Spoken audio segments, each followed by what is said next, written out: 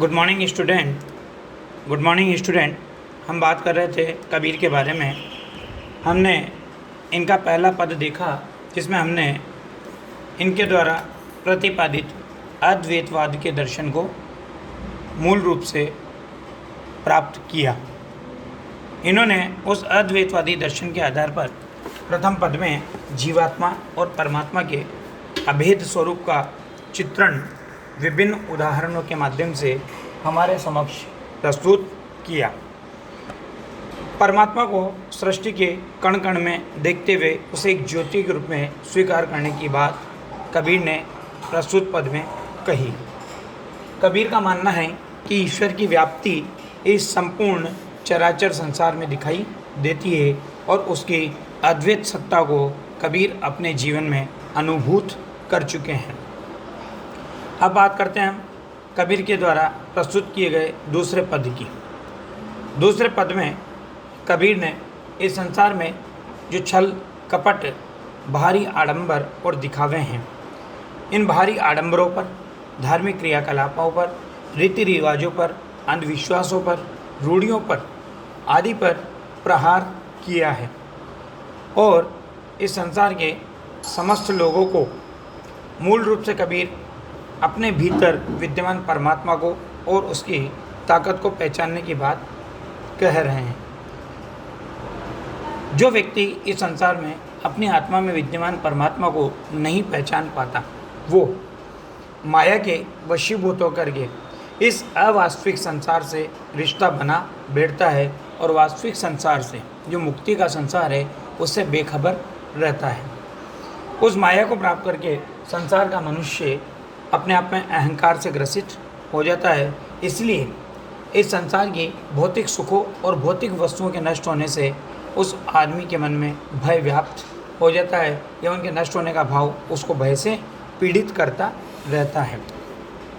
इस संसार में सत्य बोलने वाले के प्रति लोगों का व्यवहार कैसा होता है और असत्य वालों का कैसे लोग अनुसरण करने लग जाते हैं, उस बात को मूल रूप से कबीर बताना चाहते हैं। कबीर प्रस्तुत पद में कह रहे हैं कि संतों देखत जग बोराना। संतों अर्थात सज्जन व्यक्तियों, संत व्यक्तियों, देखत यानी देखो, जग यानी संसार, बोराना यानी पागल हो गया है। ये संसार के संत व्यक्तियों, सज्जन व्यक्तियों, साधु व्यक्तियों, सद्प्रवृत्ति वाले व्यक्तियों, देखो ये संसार तो पूरी तरह से बोरा गया है या पागल हो गया है। अब क्यों हो गया है? क्योंकि कबीर ने क्या देखा, उस बात को स्पष्ट करते हुए कबीर अगली पंक्ति में कह रहे हैं कि साँच कहो तो मारण धावे।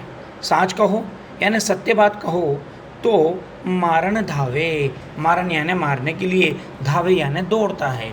कबीर क्या कह रहे हैं? क्योंकि ये संसार का व्यक्ति क्या करता है, अगर इस संसार के व्यक्ति को कोई सत्य बात कहता है तो वो उसको मारने के लिए दौड़ने लग जाता है। और झूठे जग पतियाना, और झूठे यानी झूठ बोलने वाले व्यक्ति का जग यानी संसार, पतियाना यानी पीछा करने लग जाता है या अनुसरण करने लग जाता है या उसके पीछे पीछे चलने लग जाता है।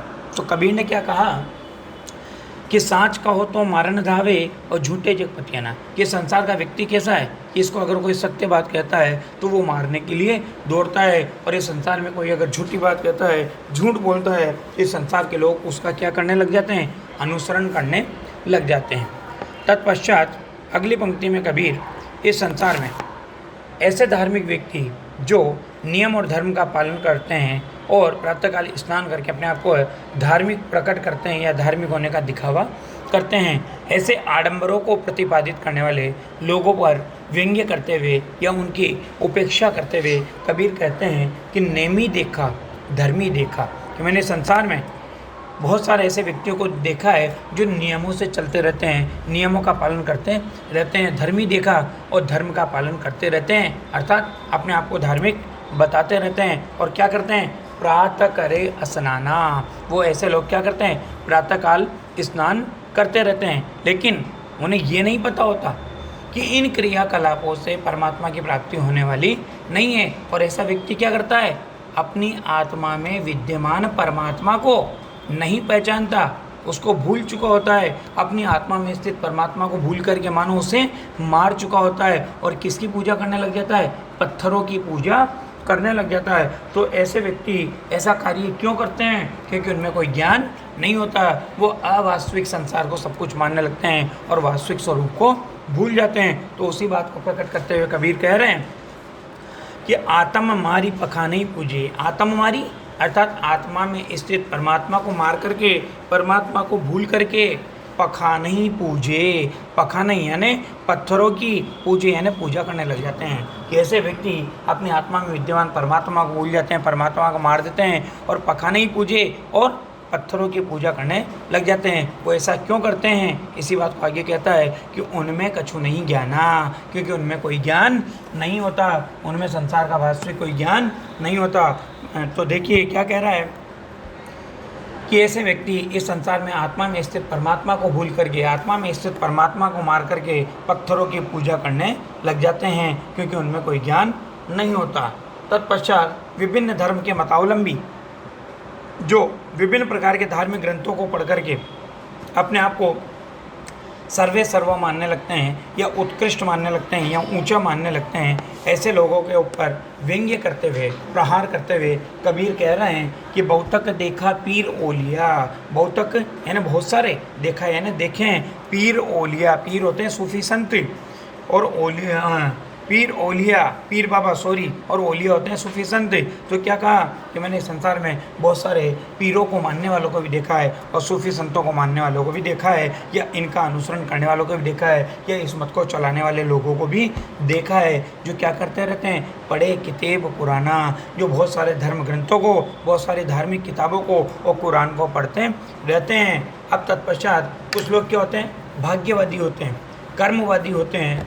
और कर्मवादी व्यक्ति तो कर्मशील बन करके अपने जीवन में सब कुछ प्राप्त कर लेता है, परंतु भाग्यवादी मनुष्य क्या करता है, भाग्य के भरोसे रह करके वो सब कुछ प्राप्त करना चाहता है। और इसलिए पंडित जो ज्योतिष का ज्ञान रखते हैं, ऐसे लोग क्या करते हैं, उनको भाग्य बताने लगते हैं, और ऐसे भाग्यवादी लोग उस भाग्य को ही सब कुछ मानने लगते हैं। तो ऐसे लोगों पर व्यंग्य करते हुए कबीर कह रहा है कि कई मुरीद तदबीर बतावे। कई मुरीद, कोई मुरीद यानी ज्ञाता, जानकार, पंडित व्यक्ति तदबीर बतावे यानी भाग्य को बताते रहते हैं। और उसमें वो किस बात का विवरण प्रस्तुत करते हैं, कौन सी बात बताते हैं, उनमें उहे जो ज्ञाना, कि उनमें उहे जो ज्ञाना, कि उनमें जितना ज्ञान होता है वो उसी का उसमें वर्णन करते रहते हैं। और संसार के लोग क्या करते हैं, ऐसे लोगों की बातों को सत्य मान करके उसका अनुसरण करने लग जाते हैं।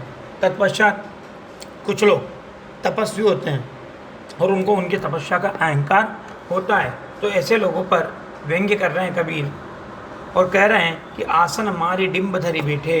कि बहुत सारे लोग क्या करते हैं, तपस्या का दिखावा करने के लिए या तप करने के लिए आसन मारी यानी आसन लगा करके किसके समान होकर के बैठ जाते हैं, डिम्ब धरी बैठे। डिम्ब यानी मिट्टी का टीले का समान स्वरूप को धारण करके बैठे यानी बैठ जाते हैं। मन में बहुत गुमाना, क्योंकि उनमें क्या होता है, अपनी तपस्या का बहुत गुमान होता है, बहुत अहंकार होता है। तो ऐसे लोगों के लिए क्या करें कि ऐसे लोग, तपस्या करने वाले लोग आसन मार करके डिम्ब धरी बैठे, मिट्टी के टीले के समान स्वरूप को धारण करके बैठ जाते हैं। और उनके मन में क्या होता है, अपनी तपस्या का बहुत ज़्यादा अहंकार होता है। तत्पश्चात कबीर कह रहे हैं कि ऐसे सांसारिक लोग पीपर पाथर पूजन लागे, कि पीपल की और पाथर यानी पत्थर की पूजन लागे यानी पूजा करने लग जाते हैं। और जो कोई तीर्थ यात्रा कर लेता है वो तो तीर्थ यात्रा के गर्व में क्या होता है, ईश्वर के वास्तविक स्वरूप को ही भूल जाता है। तो क्या कहा कबीर ने कि पीपर पाथर पूजन लागे तीर्थ गर्व भुलाना, कि कुछ लोग इस संसार में अज्ञानता के वशीभूत होकर के ईश्वर के वास्तविक स्वरूप को न पहचानने के कारण पीपल और पत्थर की पूजा करने लग जाते हैं और तीर्थ यात्रा के गर्व में वो उस परमात्मा के सच्चे स्वरूप को भी भूल जाते हैं। अब कुछ लोग क्या करते हैं, दिखावा करते हैं, और कैसे, पंडित बन करके, माला लगा करके, माला पहन करके, छापा तिलक लगा करके। तो ऐसी सब चीज़ों का विरोध करते हुए कबीर कह रहे हैं कि टोपी पहिरे, माला पहिरे, छाप तिलक अनुमाना, कि कुछ लोग टोपी पहन करके, कुछ लोग माला पहन करके और कुछ लोग छापा तिलक लगा करके अपने आप के भगवान का भक्त होने का अनुमान करते हैं। अर्थात कह रहे हैं कि देखो विभिन्न धर्मों के मतावलंबियों की बात है यहाँ पर कि टोपी पहने, टोपी पहनकर कोई खुदा का बंदा मानता है अपने आप को, कोई भगवान का भक्त मानता है, कुछ माला पहन करके अपने आप को ईश्वर का भक्त मानते हैं और कुछ छापा और तिलक लगा करके ईश्वर का भक्त होने का अनुमान करने लग जाते हैं। इसके बाद कबीर कह रहे हैं कि साखी शब्दई गावत भूले। साखी यानी साखियाँ और शब्दई यानी शब्द कि जो धर्म ग्रंथों में जो धर्म की बात लिखी हुई है उसको गाने में किसको भूल जाते हैं? वो परमात्मा के सच्चे स्वरूप को भूल जाते हैं। और आत्म खबरी न जाना, और अपनी आत्म यानी आत्मा की खबरी न जाना यानी खबर को नहीं जानते, अर्थात आत्मा में विद्यमान परमात्मा के बारे में बिल्कुल भी नहीं जानते, उस आत्मा में विद्यमान परमात्मा के वास्तविक स्वरूप को नहीं पहचानते या भूल जाते हैं। और इसी कारण इस संसार में जातिवाद का भाव पनपता है और जातिवाद के कारण ही इस संसार में सारे झगड़े दिखाई देते हैं। तो ऐसे लोगों का, ऐसे जातिवादी पंथ का समर्थन करने वाले लोग, ऐसे जातिवाद के समर्थन करने वाले लोगों के ऊपर कबीर प्रहार करते हुए कह रहे हैं कि हिंदू कहे मोही राम प्यारा, हिंदू तो कहता है कि मुझे तो राम अत्यधिक प्रिय है, और तुर्क कहे रहीमाना, और तुर्क अर्थात मुसलमान क्या कहते हैं कि मुझे तो रहीम प्यारा है। और दोनों राम और रहीम के वास्तविक स्वरूप को नहीं जानते, और नहीं जानने के कारण क्या करते हैं? आपस में दो लरी लरी मुँहे, आपस में दो यानी दोनों, लरी लरी यानी लड़ लड़ करके, मुँहे यानी मर जाते हैं। मर्म न काहू जाना, मर्म यानी रहस्य, न यानी नहीं, काहू यानी कोई भी, जाना यानी जानता। इसलिए दोनों क्या करते हैं? हिंदू और मुसलमान के भेद में पढ़ करके आपस में दोनों लड़ लड़ करके मर जाते हैं। परमात्मा के उस वास्तविक रहस्य को इन दोनों में से कोई भी नहीं जानता। अब कुछ लोग अपनी प्रसिद्धि, अपनी लोकप्रियता की चाहत में क्या करते हैं? घर घर मंत्र बांटते फिरते हैं। क्यों? क्योंकि उन्हें अपनी प्रसिद्धि की चाहत होती है। तो कबीर ऐसे लोगों पर व्यंग्य करते हुए कह रहे हैं कि घर घर मंत्र देत फिरत है। ऐसे लोग, भाग्यवादी लोग, घर घर जाकर के क्या रहते हैं? मंत्र देते रहते हैं और फिरते रहते हैं कि ये मंत्र फेरो, ये मंत्र जपो, तुम्हारा कार्य सिद्ध हो जाएगा। और ये सब क्यों करते हैं? महिमा के अभिमाना, महिमा यानी अपनी कीर्ति, अपनी प्रसिद्धि के अभिमान में पढ़ करके वो ऐसा सारा कार्य करते हैं। तब कबीर कह रहे हैं कि ऐसे अज्ञानी गुरु का साथ प्राप्त करके शिष्य को भी अंतकाल में पछताना पड़ता है। कबीर ने ये बात पहले अपने दोहे में भी कही है कि जाका गुरु भी आंधला, चेला खरा निरंद, अंधे अंधा ठेलिया, दोनों को उपपड़ंत। अर्थात जिसका गुरु भी अज्ञानी होता है उसका शिष्य तो महान अज्ञानी होता है। और अज्ञानी को जब अज्ञानी धक्का देगा तो दोनों ही कहाँ गिरेंगे? कुएं में जा कर के गिरेंगे। उसी बात को सिद्ध करते हुए कबीर कहते हैं कि गुरु के सहित सिक्के सब बूढ़े, गुरु के सहित यानी गुरु के साथ रहने पर सिक्खे यानी शिष्य सब यानी सारे बूढ़े यानी डूब जाते हैं। कि ऐसे अज्ञानी गुरु के साथ रहने पर सारे शिष्य डूब जाते हैं। और अंतकाल पछताना, और ऐसे शिष्यों को अंतकाल पछताना, अंतकाल में क्या करना पड़ता है? पछताना पड़ता है। इसलिए कबीर कह रहे हैं कि कहे कबीर सुनो हो संतो, कहे कबीर, कबीर कह रहे हैं सुनो हो संतो, कि संसार के संत व्यक्तियों सुनो, ये सब भ्रम भुलाना, कि सारे भ्रम को क्या करो?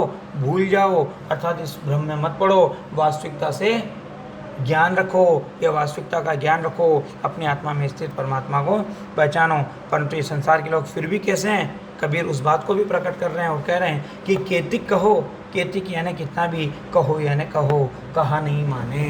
ये संसार के लोग कहना नहीं मानते कि सहजे सहज समाना, सहजे अर्थात सरलता से, सहज यानी सहज योग मार्ग को स्वीकार करके, समाना यानी परमात्मा के समान हुआ जा सकता है। तो कबीर क्या कह रहे हैं कि संसार के संत व्यक्तियों सुनो, ये सारे भ्रम को भूल जाओ। परंतु संसार के लोग कैसे हैं कि इनको कितना भी कहो ये कहा नहीं मानते हैं। जबकि संसार में बड़ी सरलता से सहज योग मार्ग को स्वीकार करके, अर्थात कबीर के मार्ग को स्वीकार करके किसको प्राप्त किया जा सकता है? परमात्मा को प्राप्त किया जा सकता है, या परमात्मा के समान हुआ जा सकता है। इस प्रकार से प्रस्तुत पद में कबीर ने विभिन्न धर्म एवं धर्म के मतावलंबियों, आडंबरों, रूढ़ियों, परंपराओं, पूजा पाठ, क्रियाकर्म, विधि विधान का खंडन किया है और व्यक्ति को ईश्वर के सच्चे स्वरूप को जानने की बात कही है। धन्यवाद।